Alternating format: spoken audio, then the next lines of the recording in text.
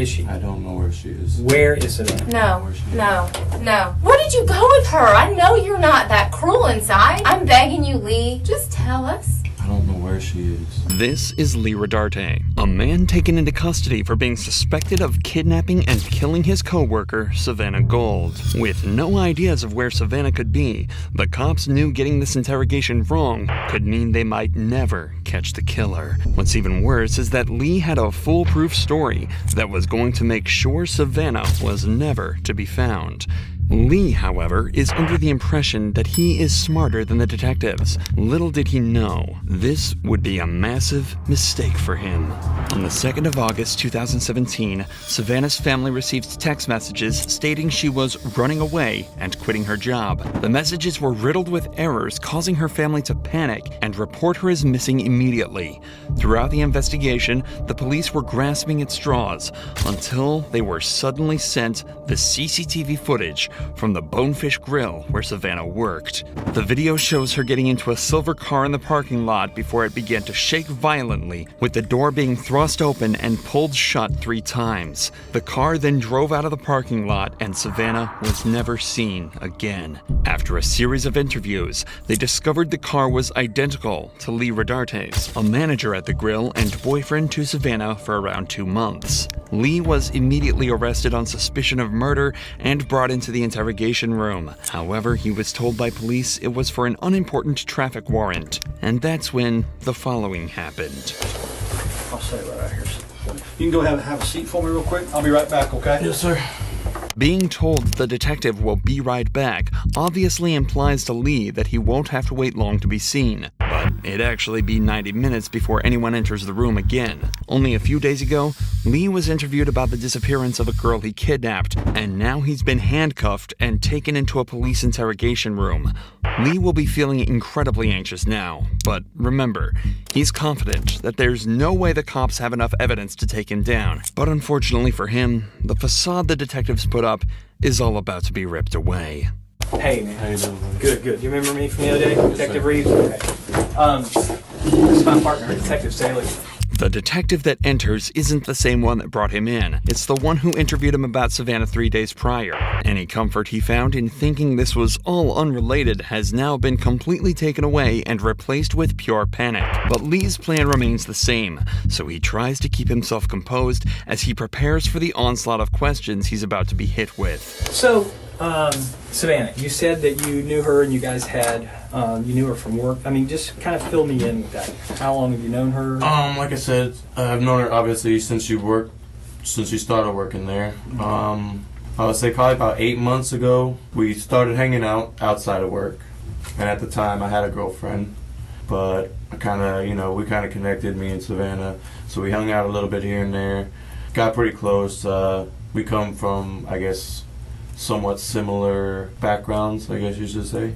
The question Lee was given was, how long have you known Savannah? A question that surely merits a fairly simple answer. When hit with a question like this, people who have nothing to hide keep their responses short, taking the questions at face value. But people who feel pressured will usually extend their answers to questions in an effort to seem as though they know what they're talking about. Something Lee will fall victim to. So we kind of connected, hung out for a little while. I'd probably say a period of 2-3 months. Okay. And then she started using drugs a lot. I did them with her a couple times, and then she started to get heavy into them. And Oh, gotcha. Okay. so I kind of just tried to take a step back and, put things off. And then probably a month or so ago, I saw Savannah at work and she looked healthy again. She gained a little bit of weight. We kind of were talking, here and there. We hung out a couple times. She came over to the house and, we just kicked back, drank a couple beers, watched movies, stuff like that. In total, Lee spoke for over 5 minutes in response to a single simple question, going so far as to detail specific encounters between the pair. Now that the detectives have even more reason to suspect that he may be hiding something, they decide to call him out on something small to gauge his reaction. In the first interview, Lee had told investigators he hadn't seen Savannah in a while. But if the CCTV footage is to be believed, this is a bold-faced lie. And then as we hung out, after a couple of times, she brought drugs over. I told her, I was like, you're doing really good. You can't, you shouldn't be doing it again. I think we moved too fast.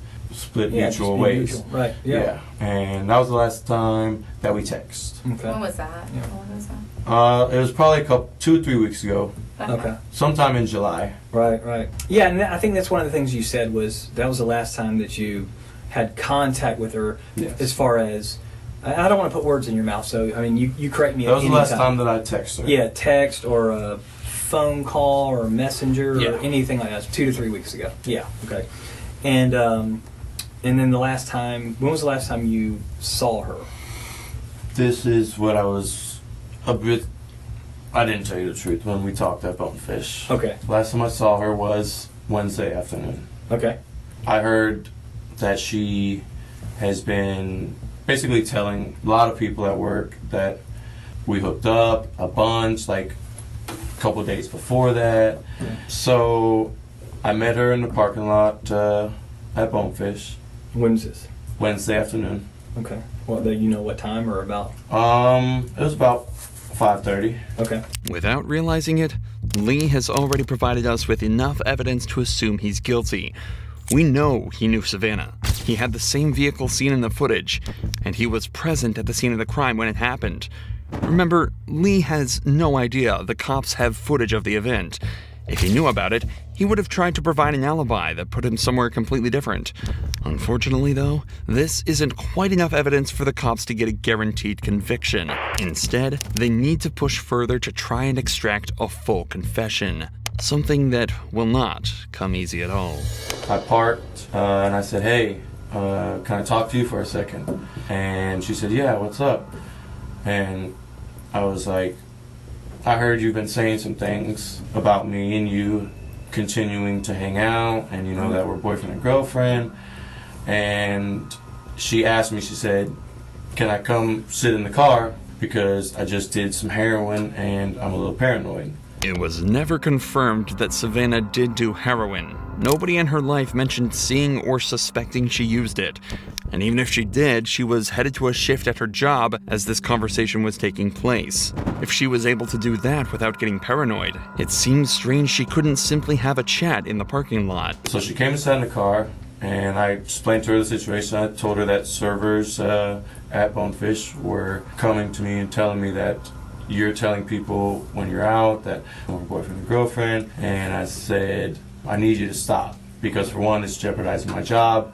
We agreed to, split, stop talking mutually and just move on. But it was nothing more than that. And she said, I'm going to do what I want. I didn't tell anybody anything. At that point, I got out and I punctured the hole in the tire. And I said, no, stop. And I said, don't do it again, or next time it's going to be worse. It's going to be your windows. At that point, she had her phone in her hand. She got out of the car and walked towards the main entrance from San Jose. Obviously, this entire explanation was crafted to try and create an alibi as close as possible to what actually happened. But the few small inaccuracies are actually glaring windows directly into the truth. We know that Savannah never left the vehicle in the parking lot, and that she drove away with him just minutes after getting in. Lee is unwittingly constructing a mountain of evidence against him in the form of lies that he thinks he's getting away with. And he's not finished yet. And it looked like she was either texting or calling somebody. Okay. Because as she started walking towards there's an entrance to the plaza. She was walking maybe towards this way. Mm-hmm. And I would say an older model Ford pickup, mm-hmm. green. Okay. Drove past me and around, and she got in. Okay. How long do you think it was between the time that she got out and started using her phone till that green truck pulled up? Maybe 5 minutes. Okay. So wow. So if she called somebody, they got there in 5 minutes to pick her up? Well, I mean, like I said, it looked like she was going to call somebody, and that's when the green truck came around, and she got in. So she gets in the truck. What happened at that point? They drove back around, kind of looped around a little bit. Which way did they drive? So I guess they exited that way, and at that point, I left. Lee doubles down on the lie, again, thinking that this puts him completely in the clear as he wouldn't have been the last person to see Savannah, but his decisions continue to work against him. Had he decided to stick closer to the truth, he might have been able to argue that he took Savannah somewhere else and then parted ways with her. But without the knowledge of what police have against him, Lee is left simply guessing and forced to make up stories on the fly. This is why it's so important to call a lawyer, innocent or not. In an interrogation, detectives are allowed to both lie and withhold evidence from you, putting you in a very difficult situation where you're at the mercy of their tactics and games. However, the second you bring an attorney into the mix, things get exponentially easier, as police are forced to turn over all of the evidence in their possession so they can put together a fair and sound defense for you. Calling a lawyer isn't just having a wingman at the interrogation room. It's an unlocked door that bypasses almost all of the police's tricks. It goes from them interrogating you to a legal battle. But, needless to say, Lee hasn't called the lawyer and has been left at a disadvantage from the beginning. If Lee was as smart as he thinks he is, he wouldn't have waived this right, and likely would be in a much better position. What happened to your neck? That was self-inflicted, actually. Why? I just have been having kind of a hard time. To your neck? I couldn't. Yeah, I did. And What did you use? a knife. When did you do that? Some time in July. You did that in July and it's still Yeah. bloody? Well, I kind of peeled the scab here and there at work, hitting it on stuff like that. I peeled it last night working, and it was coming off a little bit today, so I peeled that a little bit. All right, let me see. But this was the same night. This one was just a lot worse Yeah. than this one was. Okay. And that was in July? Yeah. Okay. Like a few weeks back. Yeah. Okay. It doesn't take a genius to realize how brazen of a lie this is. Aside from his incredibly unconvincing delivery of his excuses, Lee has no history with self-harm and was reported to have been in good spirits in the weeks leading up to this event. Furthermore, Lee becomes visibly anxious here. Most people have a tell that shows when they're lying or feeling uncomfortable. For many, this is crossing their arms or slouching in their chair, but Lee keeps his posture and position fairly consistent throughout the interview. Instead, Lee is prone to subconscious jittery movements in his limbs. Earlier in the interview, while being caught in his first lie, he bounced his leg repeatedly the entire time. While here, he moves his hand and fingers unnaturally every time he tells a lie. In fact, it's almost comical how perfectly it lines up with the false statements. I met her in the parking lot at Bonefish When was this? Wednesday afternoon. What happened to your neck? That was self-inflicted, actually. What did you use? A knife. It's also interesting to note that the detectives almost certainly noticed these marks just seconds into the interview. The decision to mention it now was a conscious one, done to try and build pressure. Lee would likely have anxiety regarding his last big lie about Savannah exiting his vehicle. Catching him so suddenly in a second lie right after will likely amplify these feelings and cause him to feel even more paranoia as the detectives continue. This is also likely why they immediately flip back to talking about the truck right after. Could you see who the person in the truck was? The truck had fairly tinted windows. I saw a baseball cap. Yeah. You see a guy, girl, white, black? I couldn't really tell if it was a guy or a girl. Okay. I just remember seeing the truck drive and her get in. Yeah. And obviously I'm sitting in the front and the truck drives right past me. Yeah. And I saw a baseball cap through the passenger window. Okay. But So did it seem like she knew the person? I mean, she got right in. Lee, why didn't you mention this before since we've been looking for this girl? I mean, don't you think that information I mean, is it important? definitely does. And I regret obviously not saying anything before. So when I come up and talk to you yesterday, I'm not threatening. I'm just I'm talking to everybody up there. What? Why? Well, I just I freaked out, to be honest with you. I mean, This girl's missing? yes. Okay, but you know she's been missing. I mean, you had to know. Obviously, I was the last one to see her, so Yeah. I was a little bit scared at that.